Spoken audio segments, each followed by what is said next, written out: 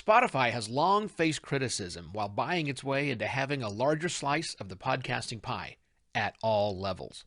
But that criticism is reaching a crescendo, and podcasters are taking action. Should you?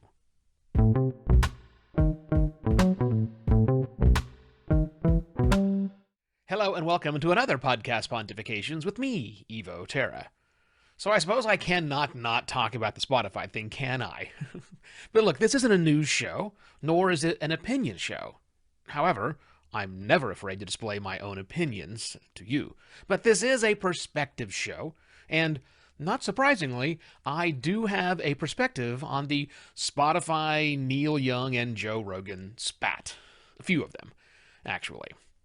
Now, first off, if you've no idea of the spat of which I speak, well, bravo for you for avoiding all the crazy news.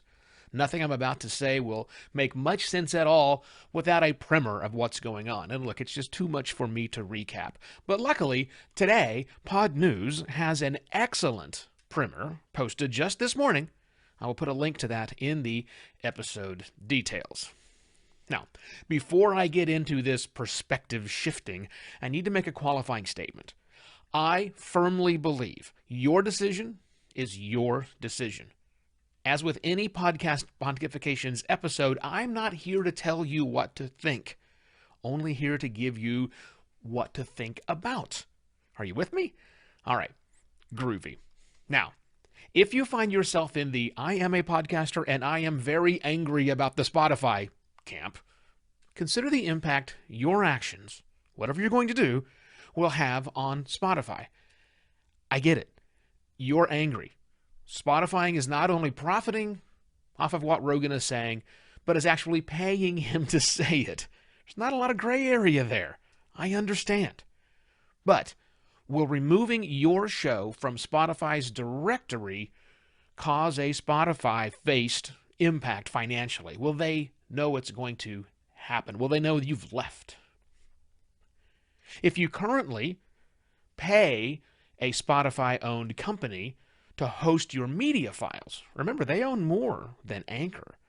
Switching hosts will have a financial impact, albeit perhaps a small one depending on the size of your show. If you're using Spotify's monetization options, like providing premium content to people or perhaps using their ad server, well, then changing services will make a financial impact. But can you do that? Are you contractually locked in? If you're part of a Spotify exclusive show, well, now you have a few more options, but also headaches of all these levers you can pull. Once you've examined all of the relevant questions for you, I want you to consider the impact your actions will have on your listeners. Pulling a show from Spotify means that anyone currently or in the future will no longer be able to listen to your show on what might be their preferred listening app. Yeah, perhaps you can mitigate that with a heartfelt plea to your listeners to make the switch to a different listening app, but you're not in control of that situation. They're going to make their own decisions, just like you make your own decision. And it's very likely that some of them, or maybe many of them, will not have the same strength of your convictions. Now, what if you're a podcaster who's not all that mad about this? Or maybe you're a podcaster who's even pro-Spotify. Well, I have some perspectives for you as well. Remember earlier when I said that I would not tell you what to think? I am true to my word about that. Your decision is your decision. Scott Fitzgerald famously wrote, "To test first-rate intelligence is the ability to hold two opposing ideas in the mind at the same time and still retain the ability to function." That makes sense, and we're going to have to do that some of these times. Also, consider this. This situation right now is very fluid. It's evolving. So I'm reticent to predict any sort of outcome, where this is going to land. There's too many things in flux right now. And it's not just podcasters and musicians having a go at this right now. It's investors. It's paying subscribers.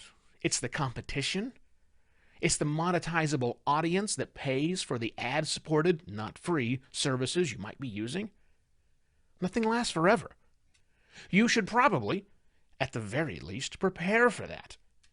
What happens to your podcast if, in fact, Spotify blinks? Now, the answer is probably nothing.